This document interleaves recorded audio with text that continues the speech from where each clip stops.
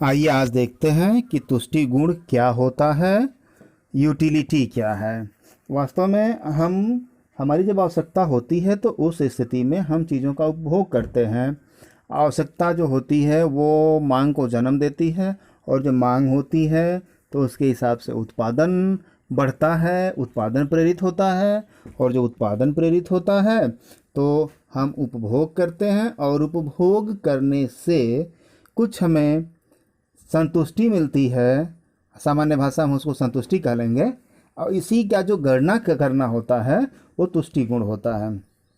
Actual में सामान्य बोलचाल की भाषा में तुष्टि गुण का जो अर्थ होता है वह लाभदायकता से लगाया जाता है कि कोई वस्तु किसी के लिए कितनी लाभदायक है, जबकि अर्थशास्त्र में तुष्टि गुण का आशय किसी वस्तु की मानवीय आवश्यकताओं को संतुष्ट करने की शक्ति से होता है कि अमुक वस्तु एक्चुअल में जो आवश्यकता है उसको कितना संतुष्ट कर पा रही है, इसको हम तुष्टि गुण कहते हैं।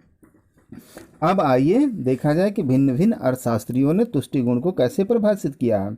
तो प्रोफेसर मार्शल के अनुसार देखें, किसी समय किसी मनुष्य के लिए किसी वस्तु का तुष्टि गुण उस सीमा से मापा जाता है जिस सीमा तक वह किसी आवश्यकता को संतुष्ट कर सकती है।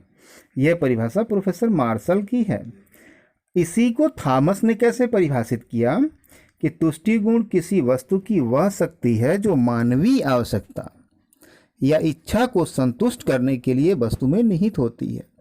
थॉमस ने कहा कि किसी वस्तु की तुष्टि गुण वह मात्रा है, वह मूल्य है जो वह मानवीय इच्छा को जितना संतुष्ट कर लेती है। यह परिभाषा थॉमस की है। वास्तव में तुष्टि गुण की विशेषता क्या होती है, थोड़ा सा इस पर हम चर्चा कर लेते हैं। तो तुष्टि गुण की जो विशेषता होती है वो पहली विशेषता ये होती है कि जो हमारी आवश्यकता होती है वह तुष्टि गुण के लिए जन्म देती है, अर्थात आवश्यकता तुष्टि गुण की जननी होती है। किसी वस्तु की आवश्यकता ही उसे क्रय करने के लिए प्रेरित करती है। आवश्यकता न होने पर उसमें उस व्यक्ति के लिए कोई तुष्टि गुण नहीं होगा। जब हमारी आवश्यकता होती है तो हम वस्तु क्रय करते हैं, उपभोग करते हैं। अगर आवश्यकता नहीं है तो वस्तु का तुष्टि गुण कुछ भी नहीं है, शून्य हो जाता है। अगला जो विशेषता है कि तुष्टि गुण अमूर्त और मनोवैज्ञानिक होता है।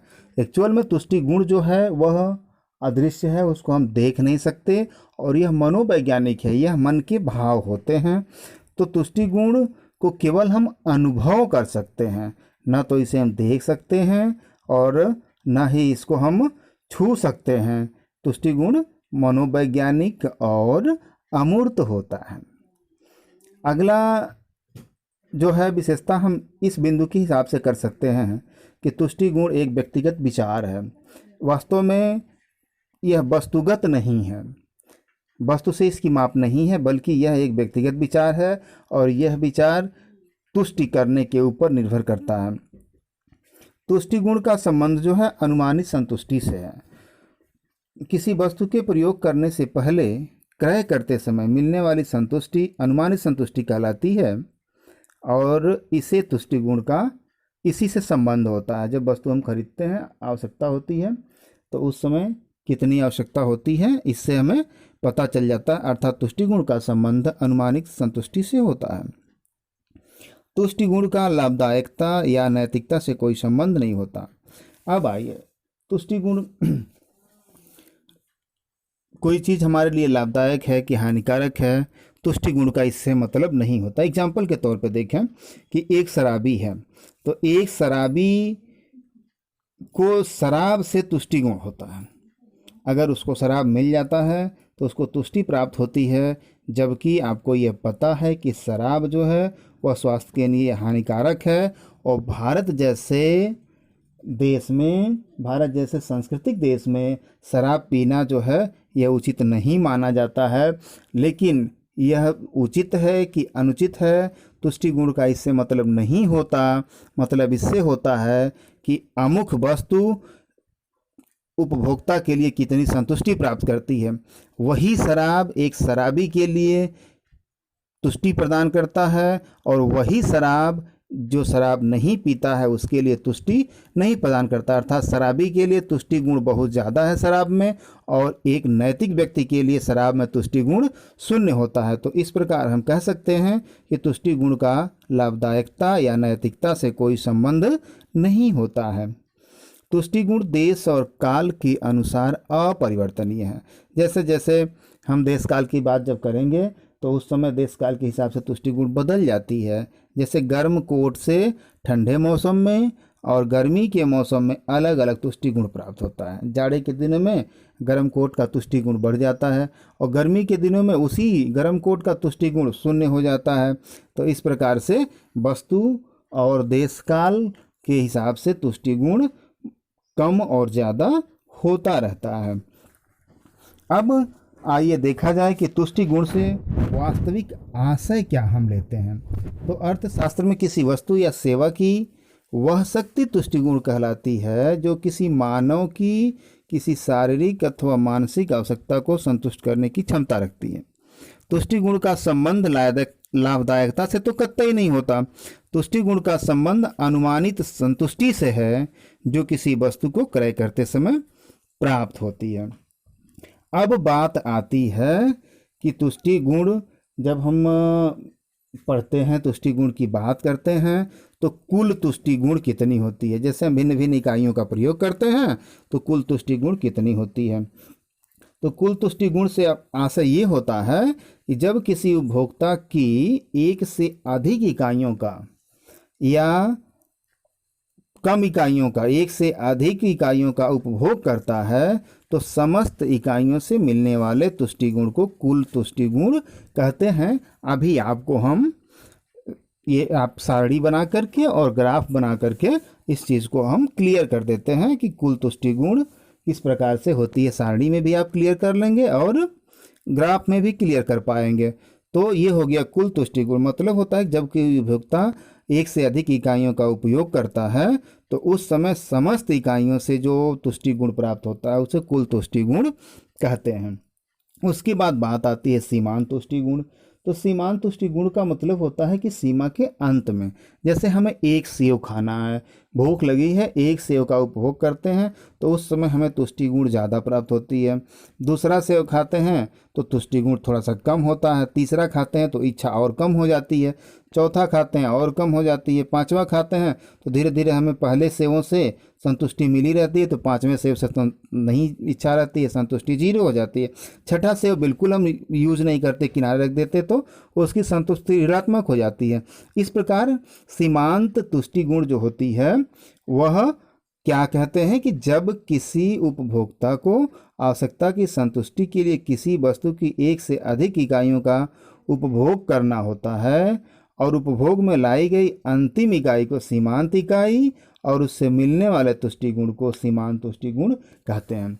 जैसे हम एक भूख लगी है, एक सेव खाया, अधिक तुष्टि गुण मिला, 2 खाए, उससे थोड़ी सी तुष्टि गुण कम हुई, 3 खाए, 4 खाए, 5 खाए, तो पांचवा अगर सेव खाने के बाद से अब हम नहीं खा सकते, इच्छा नहीं है, तो हम कहेंगे कि पांचवा जो सेव खाए, पांचवें सेव से जो तुष्टि गुण मिला उसको हम सीमांत तुष्टि गुण कहते हैं।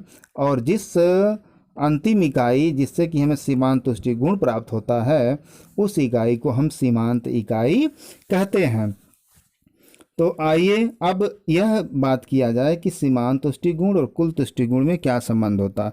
वास्तव में किसी वस्तु की प्रारंभ में अगली इकाइयों का उपभोग करने पर कुल तुष्टि गुण बढ़ता जाता है, धनात्मक होता है, और सीमांत तुष्टि गुण घटता जाता है। जैसे जैसे हम एक वस्तु का उपभोग करते हैं, दूसरी के करते हैं, तो कुल तुष्टि गुण बढ़ता जाता है, लेकिन जो सीमांत तुष्टि गुण होता है वह धीरे धीरे धीरे धीरे घटता जाता है। पूर्ण संतुष्टि पर पहुंचने पर कुल तुष्टि गुण अधिकतम होता है। जब पूर्ण संतुष्टि हम पहुंचते हैं, जैसे पांचवें सेव खाने के बाद से अब नहीं इच्छा है, तो उस बिंदु पर हमारा कुल तुष्टि गुण अधिकतम होता है। जैसा कि अभी आप ग्राफ में देखेंगे कि पहले से 50 तुष्टि गुण मिला है सीमांत तुष्टि गुण, दूसरे से 30, तीसरे से 20, चौथे से 10, पाँचवें से 0। तो कुल तुष्टि गुण की जब हम बात करेंगे तो पाँचवें इकाई से जो कुल तुष्टि गुण प्राप्त होता है 110 है, जो अधिकतम है। और उसके बाद क्या होता है कि जब संतुष्टि प्राप्त हो जाती है तो उसके बाद उपभोक्ता क्या करता है कि अंतिम इकाई का उपभोग नहीं करता है, उस स्थिति में सीमांत तुष्टि गुण घटने लगता है। तो आइए इन दोनों बिंदुओं का कुल तुष्टि गुण, सीमांत तुष्टि गुण का हम सारणी से अध्ययन करें और रेखा चित्र के माध्यम से इसको समझने का प्रयास करें।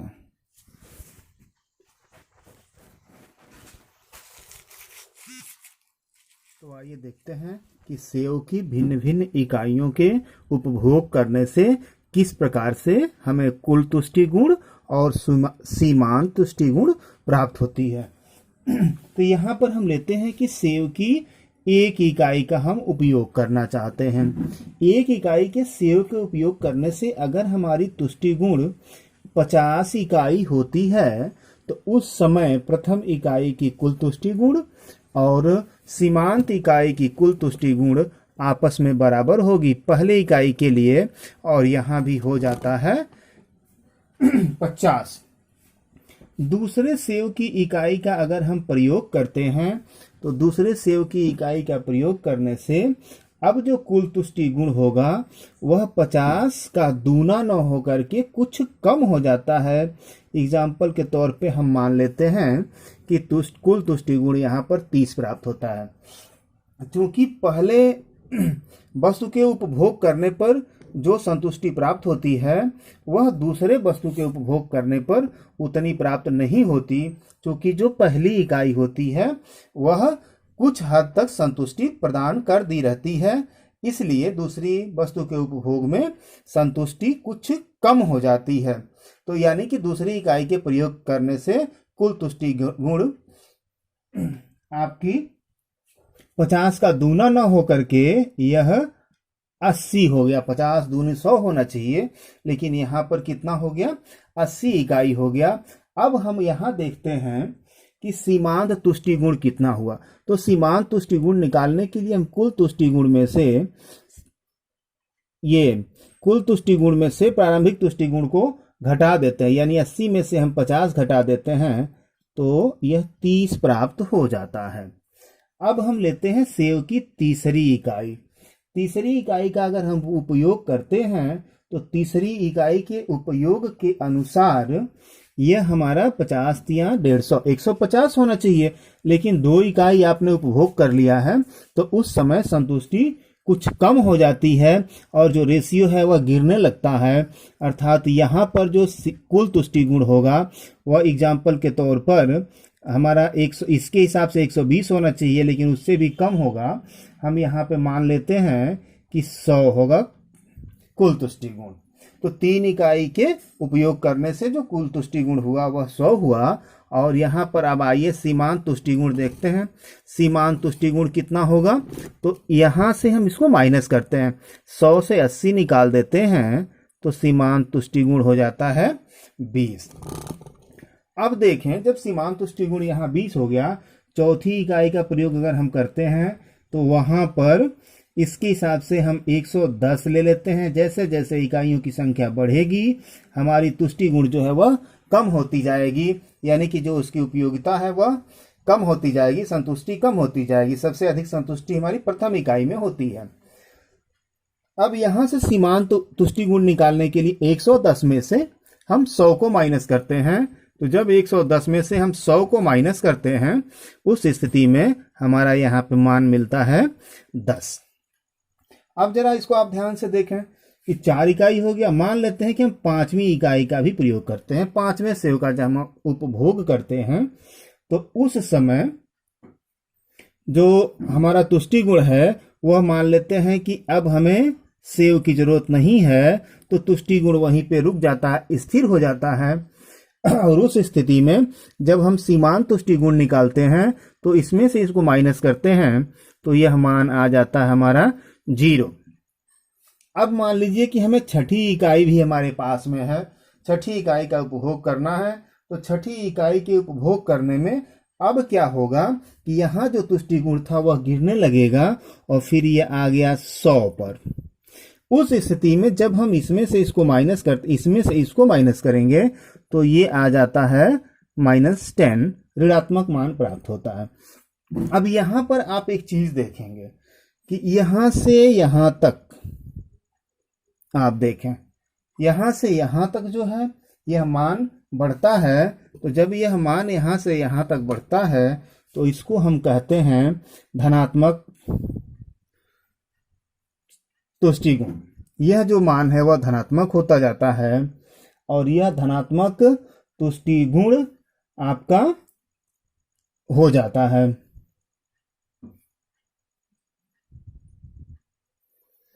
यहां पर जब धनात्मक तुष्टिगुण हो जाता है तो यह जो है, अब आगे जैसे जैसे हम बढ़ते हैं 100 पर आते हैं, तो 100 पर आने के बाद हम यह देखते हैं कि मान शून्य हो जाता है। तो जब मान शून्य हो जाता है तो इसको हम कहते हैं शून्य तुष्टिगुण। यह जो मान होता है वह शून्य तुष्टिगुण होता है और जिस मान के लिए हमारा सीमांत तुष्टिगुण ऋणात्मक होता है उस मान को हम यहाँ पर कहते हैं ऋणात्मक सीमांत तुष्टिगुण। यह मान ऋणात्मक सीमांत तुष्टिगुण है, यह शून्य तुष्टिगुण है और यहाँ से यहाँ तक का जो मान आप देख रहे हैं यह मान आपके धनात्मक तुष्टिगुण को प्रदर्शित करते हैं। अर्थात इस सारणी से यह क्लियर हो जाता है कि जैसे जैसे हम इकाइयों की संख्या बढ़ाते हैं, उपभोग की संख्या बढ़ाते हैं, तो एक समय पर हमारा सीमांत तुष्टिगुण शून्य हो जाता है और उसके बाद अगर हम उपभोग करते हैं तो उस स्थिति में हमारा सीमांत तुष्टिगुण ऋणात्मक भी हो जाता है। तो आइए अब देखते हैं कि सेव की भिन्न भिन्न इकाइयों के प्रयोग करने पर किस तरह से तुष्टिगुण, कुल तुष्टिगुण, सीमांत तुष्टिगुण प्राप्त होता है। उसको हम ग्राफी विधि से सीखते हैं। तो ग्राफी विधि से सीखने के लिए हम क्या करते हैं, एक्स अक्ष पर यहाँ पर लिख देते हैं सेव की इकाइयां।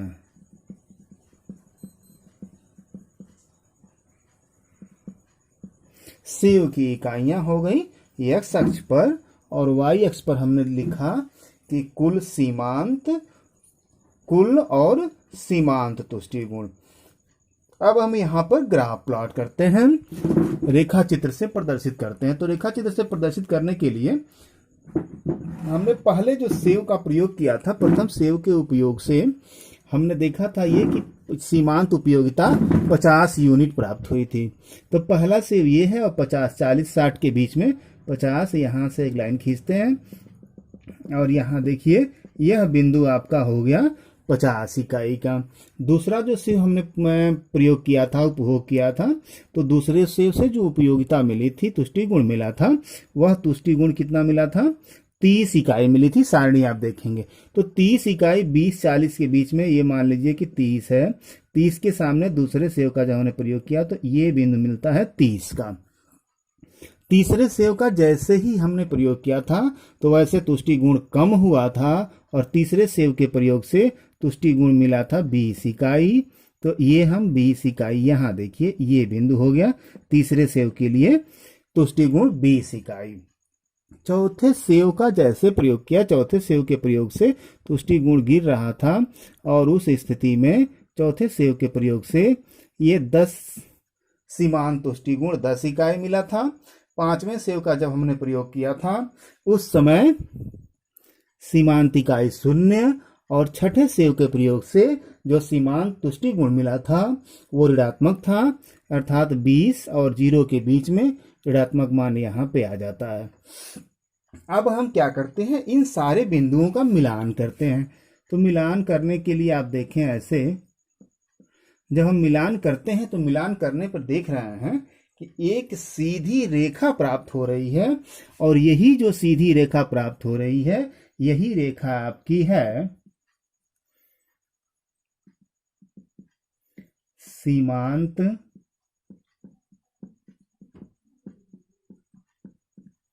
तुष्टिगुण रेखा।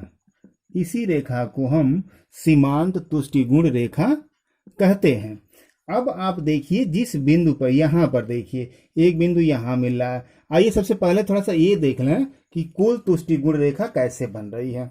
तो कुल तुष्टिगुण रेखा बनाने के लिए हम क्या करते हैं कि इसमें जोड़ते जाते हैं। जैसे सीमांत तुष्टि गुण निकालने के लिए हम कुल तुष्टि गुण में से ये प्रथम में से दूसरे को घटाते गए हैं, तो सीमांत से कुल तुष्टि गुण बनाने के लिए हम जोड़ते जाएंगे। तो पहले के लिए यहाँ देखिए 50, दूसरे के लिए जब हमको बनाना है कुल तुष्टि गुण, तो 50 में ये कितना 30 है, 50 में 30 हम जोड़ देते हैं। तो 50 में 30 जब जोड़ते हैं तो कितना हो जाता है, यहाँ देखिए पहले के लिए 50, दूसरे के लिए 30, तो 50 में 30 जोड़ दीजिए। यहाँ पे लिखना भी ठीक नहीं है, चलिए यहाँ देखते हैं 50 में हम 30 जोड़ देते हैं, तो 50 और 30 कितना हो जाता है 80, यानी दूसरे के सामने 80 पर आप आ जाइए, यह बिंदु यहाँ मिल जाता है।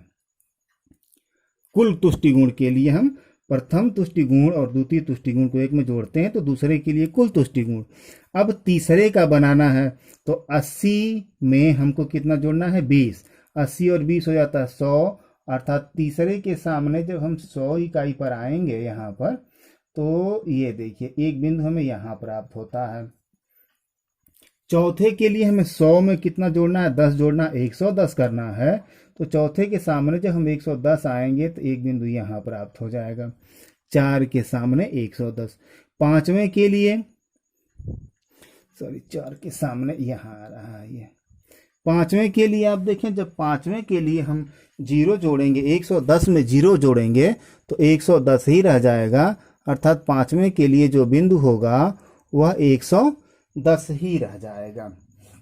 अब आइए छठी इकाई के लिए, तो छठी इकाई के लिए माइनस का 10 यहाँ पर है, तो 110 में से 10 घटाएंगे तो ये 100 हो जाएगा, ये छठी इकाई के लिए हो गया। अब हम क्या करते हैं कि इन बिंदुओं से एक ग्राफ बनाते हैं, एक लाइन खींचते हैं। तो देखिए 0 से इसको मिला दिया 50, 50 से 80, ये हो गया आपका 50, 80, ये हो गया 100, ये हो गया आपका 110, ये भी हो गया आपका 110, और फिर माइनस हुआ है तो ये हो गया आपका 100। अर्थात ये जो लाइन हमारी बन रही है, यह लाइन है आपकी कुल तुष्टि गुण रेखा।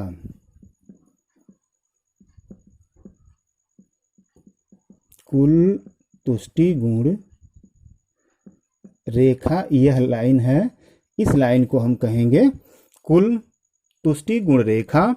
और यह जो बिंदु प्राप्त होगा आपका, यहां पर देखिए 110, तो यह जो बिंदु प्राप्त हो रहा है तो इसको हम कहते हैं अधिकतम तुष्टि गुण रेखा। ये जो रेखा बन रही है ये अधिकतम कुल तुष्टि गुण रेखा बन रही है, और 110 के बाद से धीरे धीरे यह मान कम होता जाता है, अर्थात यह ऋणात्मक सीमांत तुष्टि गुण की तरफ जाता है, ऋणात्मक मान प्राप्त होने लगता है। तो इस तरह से कुल तुष्टि गुण सीमांत तुष्टि गुण का जो ग्राफ है वो हम समझ लेते हैं। सीमांत तुष्टि गुण रेखा एक सीधी रेखा प्राप्त होती है जो हमेशा अधिक से कम की तरफ बढ़ती जाती है। कुल तुष्टि गुण रेखा का देखिए तो जैसे जैसे एक मान इसका बढ़ता जाता है और एक निश्चित समय के बाद जब पूर्ण संतुष्टि हो जाती है तो इसका मान घटता जाता है, अर्थात यह रेखा वक्राकार होती है और ऊपर से नीचे की तरफ गिरती हुई नजर आती है।